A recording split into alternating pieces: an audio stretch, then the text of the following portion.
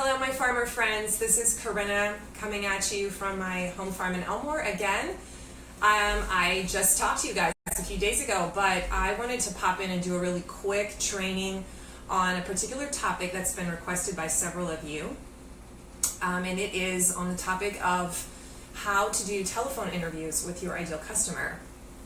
So let me just back up and remind you that the very first step that you want to be working on for this month of December, before I start to train you in how to build the actual funnel and write the emails and all that stuff, you really need to know your ideal customer. And I know that many of you are eager to start working on some of the other things, but I want you to take the time to really research who your ideal customer is. It's so important that you get phrases, that you get inside their head, that you see the words that they're actually using, because it makes your job later so much easier.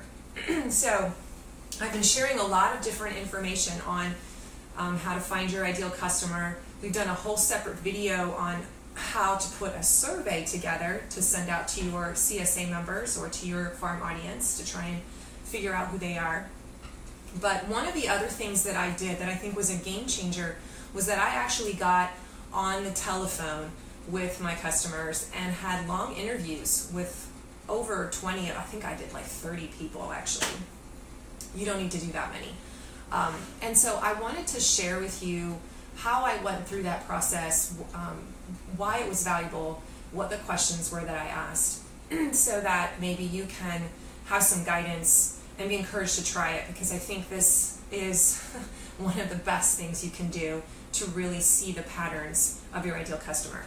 So before we get started, I just want to set some ground rules. I want to remind you that I'm going to do the actual training, and then at the end is when I'll check for questions to see if you have any.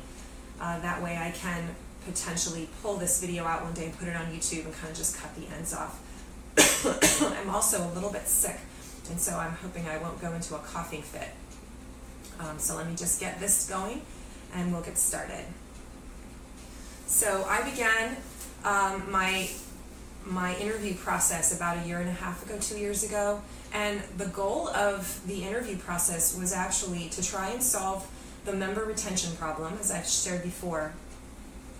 But one of the things I really wanted to figure out was who were my ideal customers, who were the ones that loved my CSA, and what was it about them that made them tick. So I could have gone at this another way. I could have said, you know what, I'm going to call all the people that didn't like my CSA, and I'm going to ask them what they didn't like, why it wasn't a good fit, what the problem was, so that I can fix those problems. But I thought, you know what, there are a lot of people who love my CSA and are succeeding and are using the food and aren't wasting it. What are they doing that's different? Because my thought was, if I can figure out what they're doing and I can maybe train it and replicate it in my rookies who join the CSA, then maybe I'll be able to partially solve the retention rate. I'll be able to attract more of those kinds of people, and I'll be able to kind of do troubleshooting on the inside for those people who maybe aren't a good fit or sort of a fit. I can kind of move them along the path faster. So that was kind of my goal of the interview questions. I didn't go into these interview questions with the big picture survey questions that I now have. I really had a specific goal. Like, I want to know how they're using the food. I want to know what they tried early on. I want to know what worked, what didn't. And as I started doing these phone interviews, I began to hear very similar responses, to the point that after I did maybe 10 of them, I was like, I don't know if I need to keep doing this, but I did. I went all the way up to almost 30, and I did hear a lot of the same responses, and it was really powerful information. I'm going to share with you kind of the process for how you go about doing this, because I know it's a little bit scary when someone encourages you to make telephone calls to people that you don't really have long relationships or conversations with usually. So I guess number one, I just want you to think about what is it that you want to figure out. So identify the goal for yourself in these interviews, because maybe it's a very specific issue that you want to talk to them about, but maybe it's like me, you want to figure out how they were using the food. You want to see what your masters were doing right, so that you can try and figure out the pattern. So who did I contact?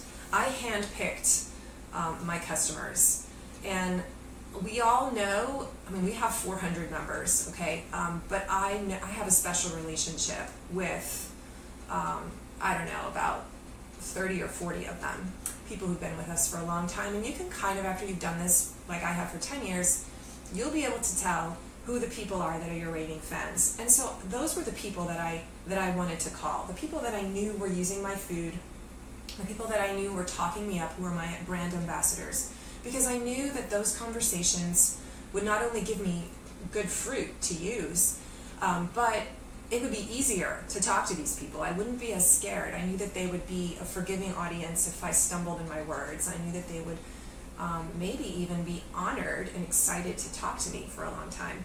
So I wrote down the names. I went through my CSA list, I printed them all out, and I kind of circled the names. I was like, yeah, they'd be a good one, they'd be a good one. And I was surprised at how many names I had circled. And then I wrote down their phone numbers next to them, and I just put that on a sheet of paper and stuck it in a file folder. And that became my goal, to try and call 2 people per week. And remember, I was going to do like 30 customers, and so this was a winter project. So I did probably about 10 weeks of intensive interviews. And I did have to schedule those. I know somebody asked me that earlier. I didn't just randomly get on the phone and try to call people. I would usually work a week ahead, and I would identify 2 new people on the list, and I would give them an email blast and just say, hey, I would really like to interview you. So the way that I presented that that email, I think was important. I didn't just say, hey, can I call you sometime? But I presented it as if I said something like, hey, I'm doing a research project that I'm really excited about, and I'm trying to talk to people who I have identified as my masters in my CSA program, people who really love our farm and who seem to know how to use the food. And you are someone that strikes me as that kind of person. I was wondering if you would give me 15 minutes of your time and just email me back and say that you would, and then I'll give you a call and we'll try to schedule something. Or I would say, hey, here's a specific day, can we talk on this at this time bracket, okay? So in the process of writing it that way in the email, what I had just done is I have affirmed them. I have basically stroked them and said, I think you're one of my masters. Now imagine what that would feel like if you're a customer, you're getting a call from your farmer, and they're basically telling you, I think you're really good at this. So I have just helped move my customer along in the journey in the process as well. I've moved them closer towards raving fan than they already are, because I have just reached out and identified them as someone that I think is really special and someone that I think is wiser than I am, and I want to get their wisdom. So that's a really powerful thing to do, and I think that's why I had a 100% return rate on all of these emails. So I would always send an email out first. If that didn't work, I would call them, and I would basically say that same thing on their voicemail message and say, just give me a call back. And that usually almost got a response if it didn't the first time. So I would try to schedule 2 per week kind of in advance, get them on the calendar. And then I also put something in my private Facebook group. I did a post where I just said, hey, I'm looking for people that would be interested. Is anyone interested? You can comment below. And so then I had some other people that I identified that way as well. And some of them would say, well, I don't consider myself a master, but I would love to share with you some of the things that I've learned. Great. And I made sure that I contacted every single person that responded in that Facebook post, because the last thing you want to do is ask for someone's advice and they raise their hand and then you don't follow up with them. That's kind of rude. So I did make sure that I did that. Okay, so then it was time for the actual call. And I told people, I also prepared people when I talked to them on the phone to set this up. I said, hey, I think it's going to be about a 20-minute conversation. Can you give me 20 minutes? And I did that on purpose because I didn't want them to think, I wanted them to get into the right mindset before we took this call, that this was gonna be a little bit of an investment of time. This wasn't just going to be a quick 5-minute call. I didn't want them to think that they could do it on the run while they're in the car, right? I need you to be focused and be with me and present with me over the phone for 20 minutes. And it set the stage for this is going to be a more intense phone call and discussion. And I also really did frame it as You're an expert. I'm going to mine the information that I know is in there. Okay? So the actual call itself lasted more than 20 minutes. I don't think I had a 20-minute conversation. So if you're worried about what are we going to talk about or how am I going to fill 20 minutes, I can assure you that if you ask the right questions and you affirm the responses that they come back, people just keep talking. They wanted to share their wisdom. I was so surprised by that. And after the first couple of phone calls, I stopped being worried about making these calls. I knew that I was going to have a captive audience, and they did not want to stop. They just wanted to keep talking. So here are some of the things that I asked them. Now remember, I was really trying to get at, what are you doing differently? What's your life like in the kitchen? How do you use food? And so I'm just going to share some of the questions, not all of them, but some of them so that you can get an idea. So I started out, you can jot these down if you want. I started out with, hey, so you started out in the CSA several years ago. I've sort of identified you as someone who's really, really great at this. I just have some questions I want to ask because I think you are going to be a great example to help other people later on learn how to use their food. So I kind of want to see what you're doing that's different. And so I said, I want to bring you back all the way to the beginning when you first joined the CSA. And I want you to try to remember some of the feelings that you had as you went through this journey, okay? So one of the first questions I asked was, what triggered you to sign up in the first place? And I wanted to figure out the thing. What was the aha moment that happened that caused them to want to finally do it? And I got a lot of responses that really helped me figure out the values, the problem that they had that I was eventually solving. And I asked them, was it hard? What were some of the initial reactions when you got this box of food? I gave them permission to tell me, yeah, I couldn't use it all at first. I wanted to really set that bar. And almost all of them admitted that it was an adjustment, that at first they wasted food. And then I kind of pushed at, well, what made it stick? Why didn't you just give up and say, I can't do this? And you would be surprised at some of the responses that I got.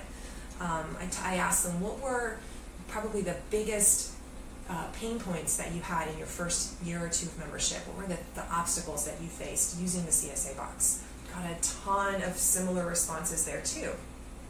Now what you're looking for as you listen to these responses is you are trying to identify patterns. You are going to start to hear the same 3 or 4 things for each answer. And after a while, you're almost not even going to have to take notes anymore. And that's going to help you create your content later. You'll be able to write a blog post that addresses the 3 most common pain points that CSA prospects have. And you'll be able to write about them so that someone who's thinking about joining your CSA will find that page, will read it, and identify and feel that and be like, oh, she gets it, she understands. So some other things I asked them was, okay, well, what are some of your kitchen hacks and tricks? What are the things that you figured out along the way to use the food? Got a ton of great responses there. I asked them about what kind of kitchen tools do you use? What are the actual props in your kitchen that you use the most when you're using the food? I got a lot of great suggestions there. Some that I think I had all of them, but some of them I hadn't realized were so important. And that, again, gave me some suggestions for I could make sure that I bring this up to my rookies. Like, hey, people really talk a lot about how important it is to store your produce properly. So you need to have bags to store your produce, okay? So that would be an example of a pattern that I heard almost every single one of them share. I asked them to walk through their process of food prep because I wanted to know, do most of my masters prep all their food on the weekends, or do they prep the food at all, or do they just wing it every night? I wanted to see if there was a pattern. I'm not going to tell you the answer, but that is a fun question to ask because you will see some interesting responses. I asked them about when do you decide what you're going to eat? How do you decide what you're going to eat? How much time do you spend cooking every night or every day? Or how much time do you spend on meal prep? Do you have any food mentors, people that have taught you things? Or maybe it's certain blogs that you go to, or websites, or food shows, or cookbooks, or magazines. It's trying to figure out who's the person or thing that they go to get inspiration. Where do you go shopping for food? So I wanted to see where, if they don't get a CSA box, where are they supplementing our produce? What problem do we solve for you? So that was that one kind of got them. They had to think about that one. But by the time I've asked them, I'll kind of walked them through these easy questions to answer. It really warms them up, and it's like, oh, this isn't so bad. So when I hit some of these harder questions, they don't feel so awkward when they have to pause and think about it, because they know they've already, aced some of those other questions that were easy to answer because they were very factual early on. And I also like to ask people. I asked people, what are some of the pain points that you're feeling now that you've grown, you are a CSA master? So what are the things, the speed bumps, the things that are stopping you now? Where do you want to grow? That was another great question, and that helps me kind of identify future products or services that I can provide to this specific audience that's a little bit further down the customer journey. So those are just some examples. You'd be surprised. Other one, I didn't write them all down because, like I said, the conversation begins to bloom, and you just start thinking of other questions, and they'll start going off on tangents. They'll start telling you stories of what they do, or one time I did this, I made this silly mistake with the garlic, and blah blah blah. I never did that again. My husband laughed, and it was funny, and it becomes not just an opportunity to mine information from your customer, but it becomes an opportunity to build a relationship with them. So in many cases, these interviews lasted 45 minutes. Wow, that's a long time. And we had some really good, deep conversations, and they shared anecdotes with me, the kinds of things that you would share at a party together, right, when you're sitting down next to each other on the sofa.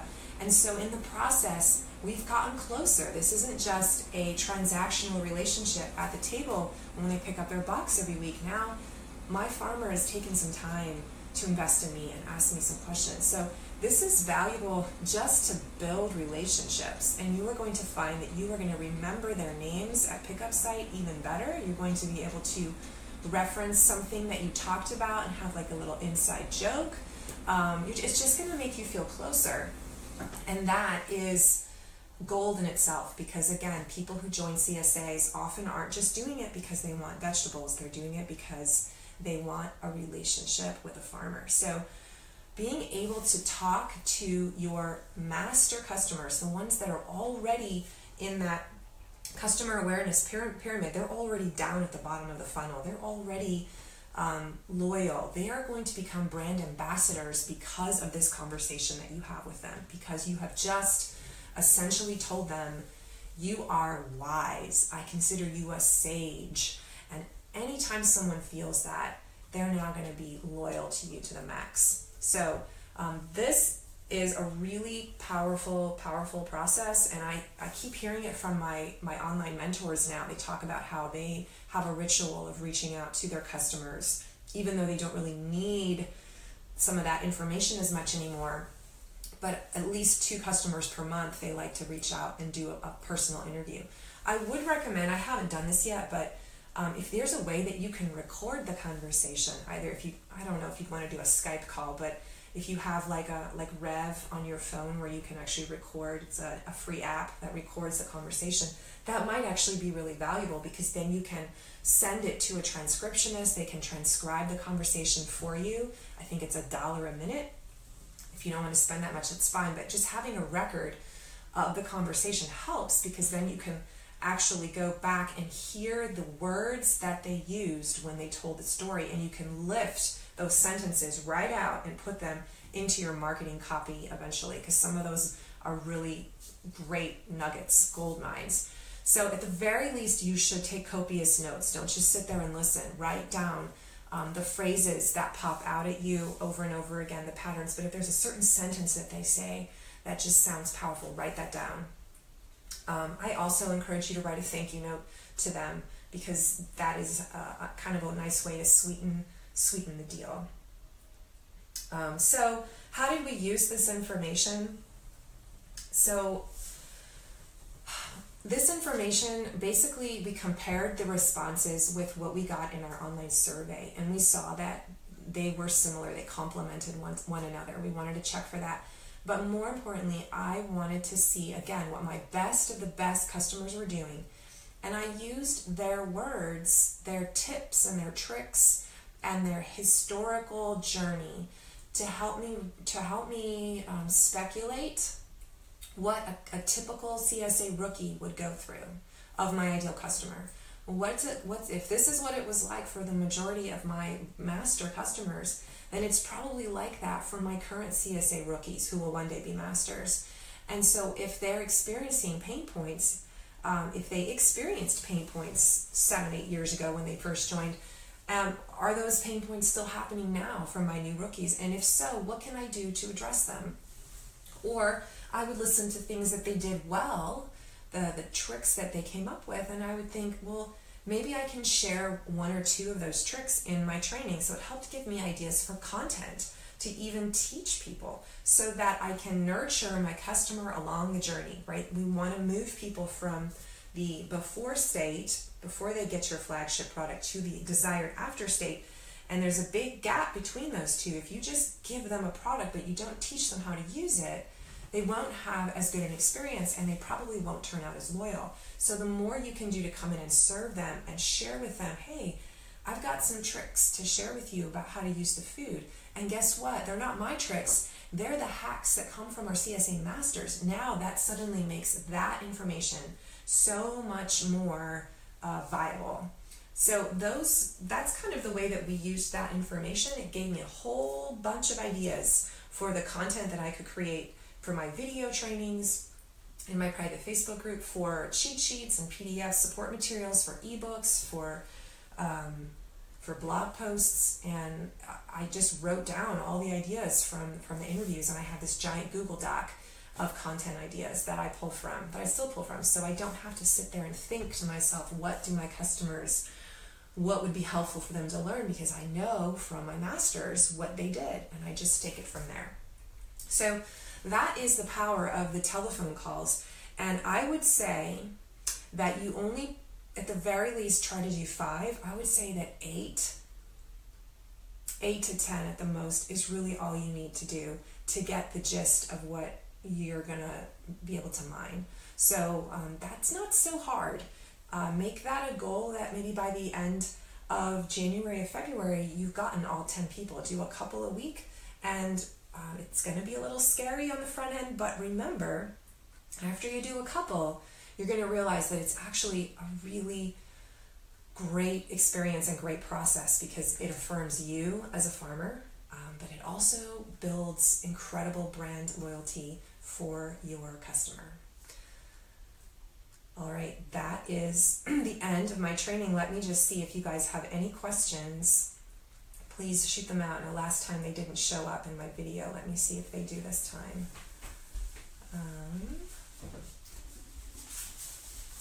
I don't see any, guys, and I know that on my phone. Hold on, let me try again.